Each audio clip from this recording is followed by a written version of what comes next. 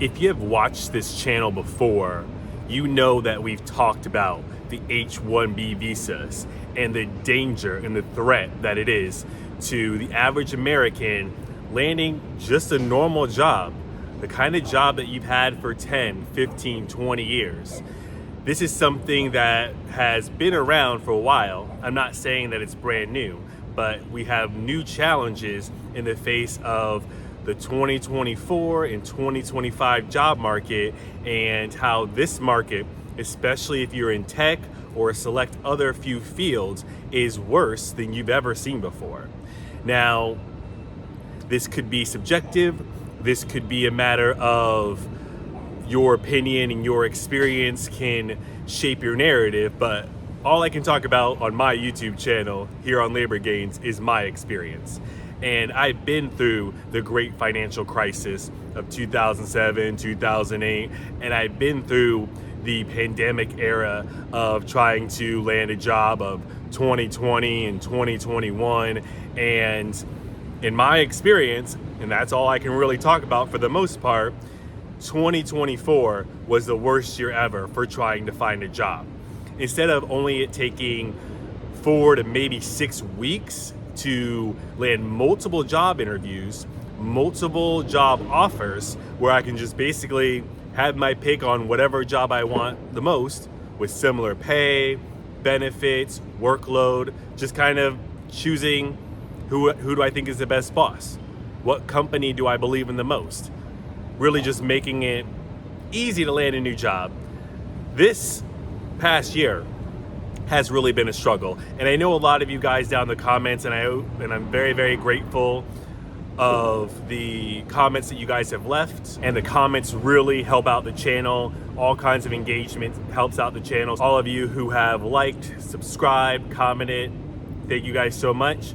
We've had a good fourth quarter on this channel of 2024, and I pray that we continue that growth and take things to the next level in 2025.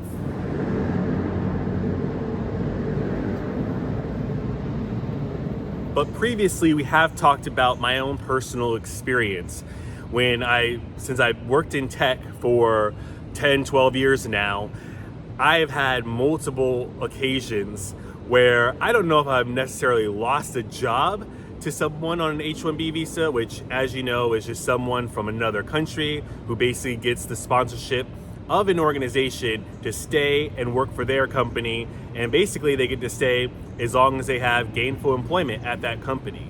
And it makes sense from a business perspective.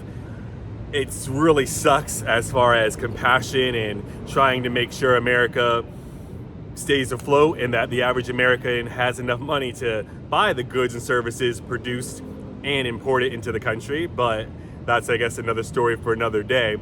But the H-1B visa really allows those from other countries to be able to benefit by making more money than they would make in their home country. I mean, I don't think anyone can dispute that. And really having opportunities that American-born citizens should really have at least a shot at least have a fair shake at. Now, if the H-1B visa and the American citizen have similar backgrounds, similar skill sets, and it's a toss-up, okay, cool. But a lot of times I've seen in my personal experience promotions going to people who are on H-1B visas because they're just gonna do whatever their manager says, whatever the vice president says, because they literally have to keep that job in order to stay in the country.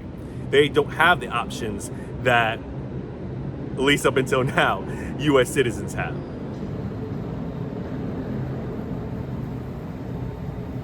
Like I said, I used to be able to get a new job in 4 to 6 weeks. Now, I mean, it's been a long time since I've had employment, since I was laid off, and a lot of you guys are in the same boat. So H-1B visas are already a problem, just allowing people to come into the country, stay here. And, you know, there's always that South Park meme of, they took our jobs, but this is serious. This is actually happening now, because a lot of the jobs that the average American were able to get are now just going to the H-1B visas. We have outsourcing and offshoring and nearshoring to Mexico, to South and Central America, to the Philippines, to other countries overseas, what feels like when you're in the job search and you're doing your research to be at an all-time high. I don't know if that's true. It's kind of like the weather. It could be 80 degrees and feel like 90. Well, it could be just as bad as always, but it feels worse than ever. And the same thing is happening with the H-1B. It's a big problem. It's always been a problem, especially when the unemployment rate, the true unemployment rate, is far greater than 4%. If you're a politician and you're saying the unemployment rate is low, okay, great. You could say unemployment rate's low. Every American who wants a job has a job, but as we talked about, I'm not gonna go into full rant. The unemployment rate doesn't count people who have fallen off unemployment. It doesn't count the people who are no longer on unemployment or can't apply or can't qualify for unemployment. Maybe you've gotten a severance package and you can't get it. And the unemployment rate doesn't count people who are underemployed, who have taken 20, 30, some of you guys have told me 50% pay cuts. You're employed, you have a job, you don't go into that statistic. Or the people doing multiple gig works or side hustles in order to make ends meet. You're not counted in that. Okay. All that being said, why are we talking about H-1B visas again?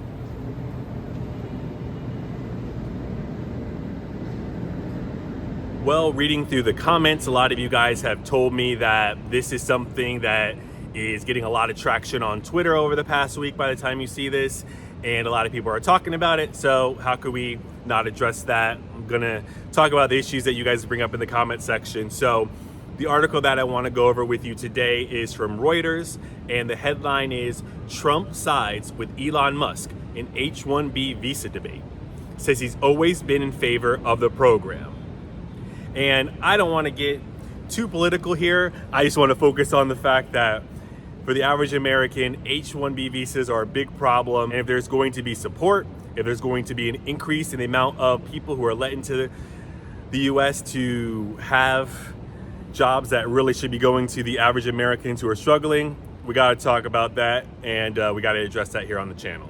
So this article says President-elect Donald Trump on Saturday sided with key supporter and billionaire tech CEO Elon Musk in a public dispute over the use of H-1B visas, saying he fully backs the program for foreign tech workers opposed by some of his supporters. Trump's remarks followed a series of social media posts from Musk, the CEO of Tesla, and SpaceX, who vowed late Friday to go to war to defend the visa program for foreign tech workers. And as a CEO, especially a billionaire, how could you not be in support of this, right? You're going to be able to get cheaper labor.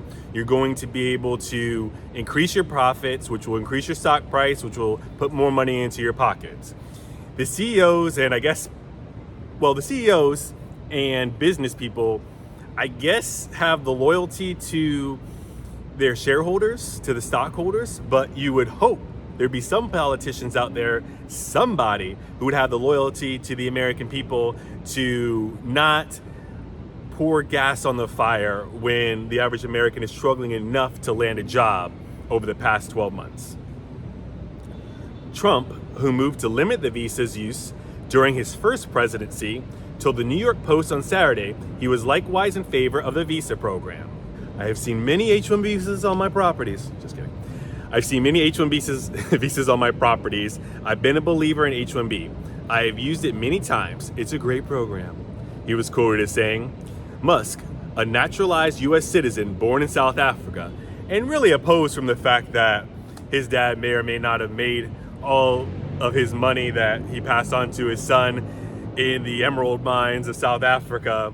I guess you could see it from his perspective of, I'm not from the US, I can never be president, but I came here and made a bunch of money. But really, I don't think that's the main reason. The main reason is this program is very beneficial because there's two ways you can increase your bottom line. You can make more money, which all these companies are struggling to do, or you can spend less. And the easiest way for these CEOs to spend less is to spend less on labor, even if that means taking the quality of your product, taking it to the toilet, taking the quality of your customer service and your customer experience, put in the toilet.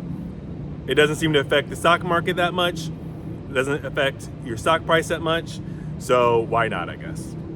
Even though people are struggling in this country.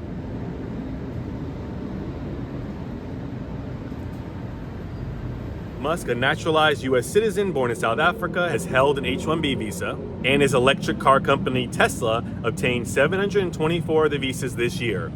H-1B visas are typically for 3-year periods, though holders can extend them or apply for green cards. And I think when we did this video previously, when I had another dedicated H-1B visa, we talked about the fact that there's only so many that you can allow. And within like the first minutes on New Year's Day, CEOs scoop up as many available options as possible. So it's, I guess, like a lottery, or I'm sure they're bribing and paying politicians to be able to get more visas. But I mean, it's in high demand because it's the #1 way to decrease your labor costs. The altercation was set off earlier this week by far-right activists who criticized Trump's selection of Krishnan, an Indian-American venture capitalist, to be an advisor on artificial intelligence, saying he would have influence on Trump's administration's immigration policies. Elon Musk's tweet was directed at Trump supporters and immigration hardliners who have increasingly pushed for the H-1B visa program to be scrapped amid a heated debate over immigration in the place of skilled immigrants and foreign workers brought into the country on work visas. Steve Bannon, a longtime Trump confidant, critiqued big tech oligarchs for supporting the H-1B visa program and cast immigration as a threat to Western civilization. In response, Musk and many other tech billionaires drew a line between what they view as legal immigration and illegal immigration. Trump has promised to deport all immigrants who are in the U.S. illegally, deploy tariffs to help create more jobs for American citizens, and severely restrict immigration. Which sounds nice, but I think a lot of manual jobs, maybe gig work, we've seen that. If you watch any other gig YouTubers, you know that that's a problem. But a lot of illegal immigrants can take gig jobs or warehouse or a lot of manual labor. And then the H-1B visas take the white collar, the workers who have college degrees and experiences jobs. So between illegal immigration and legal immigration, there's not a lot of jobs left for Americans. So that's basically an update on the H-1B visa, and that's a little bit of my experience, but I'd love to hear your experience on this down in the comments below. We've already started to get some comments on this topic, so I just wanted to make a dedicated video about this so that we can share all of our opinions in one place. And let me know what you think going forward for 2025 and beyond. And do you think the H-1B visa is going to get out of control and going to make it almost impossible for the average American to land a job in 2025? Let me know what you think. Talk to you later.